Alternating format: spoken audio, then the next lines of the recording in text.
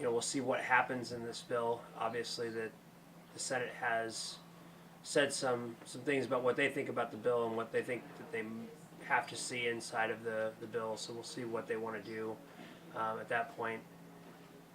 I think it's at least encouraging that we got something out, and we'll see where we go from here. When did you know that the savings were going to go to a corporate tax cut? I didn't have that on the radar at all, and I think that, especially when you talk about, this one of the pieces of this jobs bill is the job retention language, and we're hemorrhaging jobs out of the state of Missouri to Kansas, and that's part of what we're trying to thwart with the job retention language. When you come out and you get on the floor of the House and you say we need to lower the tax rate from 6 1/4 to 5 something when Kansas is at 7, and it's already higher than ours, I think it's a little disingenuous. And I think that it's absolutely disingenuous to give, lower corporate tax rates to very wealthy corporate accounts when we do nothing to relieve the tax burden on the citizens of the state.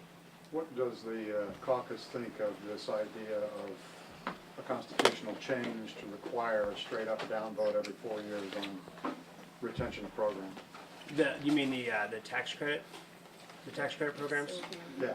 The Sylvia HJR. HJR. I think that that's a good idea. I actually have, I think, made pretty clear in my comments. I think that putting sunsets on programs that have a tangible benefit, and I think that, especially with the two of our districts, you look at several of the districts of the caucus members, those programs do have a benefit to those members and to their communities and to their neighborhoods and the citizens of the state. So I think that coming up with a way to have a review, have some measurables taken into account is definitely a good idea.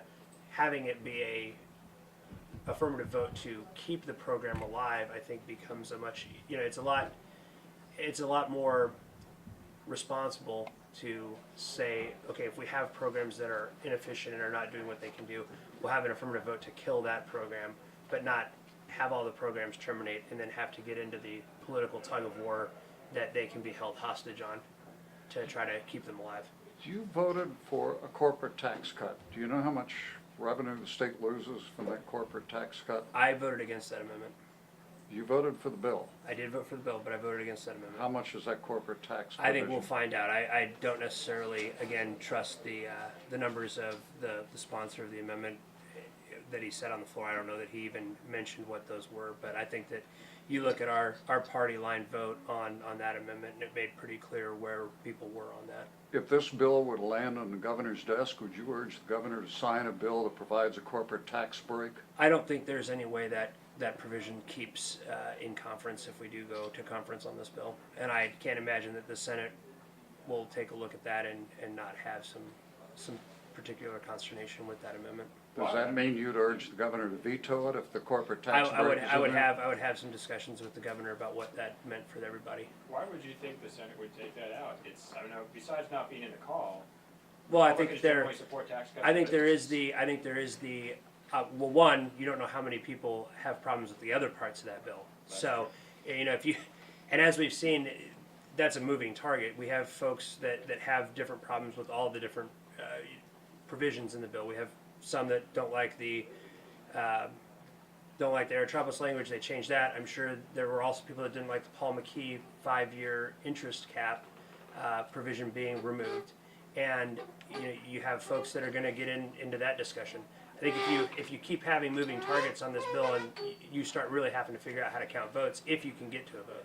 Explain to me why a Democratic leader would support a bill, and why Democrats would support a bill that provides tax breaks to wealthy corporations, to developers, but really doesn't provide any tax breaks to middle income and lower income Missourians. Well, I think that is, again, there are a lot of things, and that's the problem that you get in omnibus bills, is that you have to weigh those with the people that you're sent here to represent, and you look at who you are representing in this body, and there are a lot of things in that bill that are very good for certain districts and certain representatives areas, and that you have to weigh the good with the bad, and you have to maybe take a chance that you have to play the odds, but I would definitely always try to come down and help the citizens that I'm sent here to represent over something that I don't necessarily think really has all that great of a chance of staying in the bill. Is there anything in this bill that would lower the tax payments of a middle income Missourian? Unfortunately, there aren't,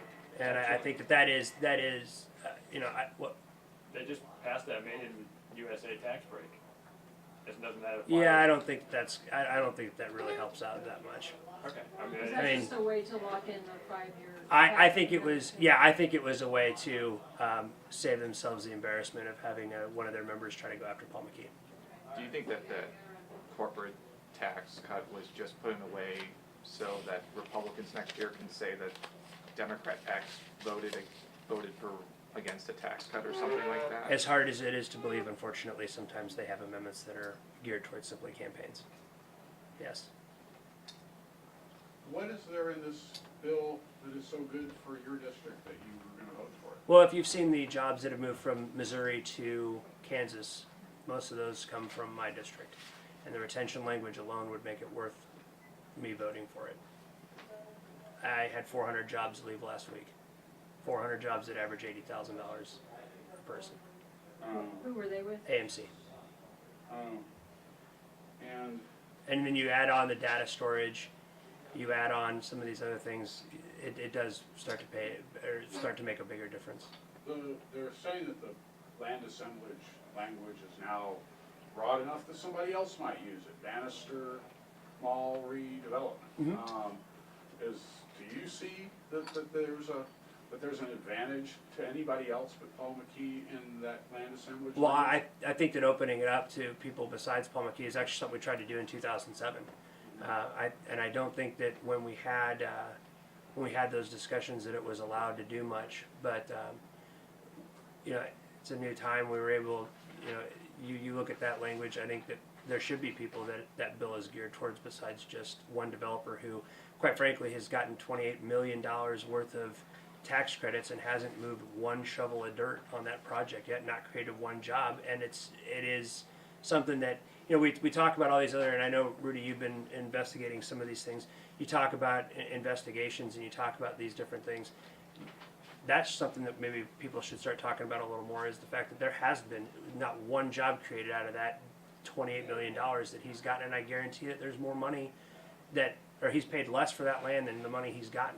Is Paul McKee gonna be able to get more tax credits, more money out of this provision I you would guys hope- voted for? I would hope that, again, that is, I know that there are senators that have a problem with that. I know that there were several articles about that when it was first introduced where people had heartburn on it. I can't imagine that it goes without a significant conversation on the Senate floor. Can you assure St. Louis area residents that McKee isn't gonna get another nickel of state taxpayer money from what you guys voted for? I can't assure the citizens of St. Louis they're even going to get a bill at this point. That's up to the Senate to figure out what they have. And given the Senate track record, they took it out of there once. I can't understand why, if it was that controversial at the beginning, that it would stay in. That's a bit of an unfair way of phrasing this. Are either one of you, both of you, confident that, because Steve Tilley was kind of suggesting that in fact, because there's a cap in there, McKee doesn't get anything out of this. How confident are you that McKee doesn't get more money There's a cap for this where? undeveloped land he's bought in North St. Louis City? The 5-year interest cap? Mm-hmm. But the 5-year interest cap in this bill is removed. I'm not really following your question. He says that the 90 million cap overall on land assemblage has not changed by opening it up. You just It means that Paul McKee won't get it all. Yeah, well, I think that as long as the cap hasn't moved, then yes, Paul McKee would still be under the same. He could only qualify even if he took all of it. But I think if he has access to 90 million and you add other players that are able to compete for those tax credits, one, I think that's a good thing, because maybe we'll actually see that tax credit program or that land assemblage program produce jobs if other people can go in and get it, because so far we haven't seen anything in St. Louis and it's been 4 years. But there's nothing that prohibits him from sharing the pie. There wasn't for more. anything. Well, he had the whole thing. He was the only one that had access to it to begin with, and I think adding people in that actually have, moved dirt already on certain things that need help to close deals, that's one, I think a substantial benefit, but two, you can't get hurt by adding more people into a program than just one person. And if the cap stays at the same, it's completely logical to think that that's gonna lower the amount that he can go get himself. The governor wrote a letter before the special session specifically saying that he didn't want this issue included in any bill. Do you think the fact that it's included and if it goes to his desk, it will just get vetoed or something like that? I haven't had conversations with the governor. Tashara, have you had? No. Okay, yeah, about any kind of question regarding where a veto or not would come from at this point. Are any members of your caucus going to China with the governor? That I think Representative Kander may have been invited. Were you invited? I was not. Neither was I. Missed that invitation. In the land assemblage, the state pays half the cost of buying land, all the interest costs. This bill also makes substantial investments in other kinds of businesses all around the state of Missouri. Why don't Missouri taxpayers end up owning a piece of these businesses or half the land? Why are they the only investors who don't end up with ownership? Well, I think part of that has to do with a ideological difference between that question and the people that run the chambers.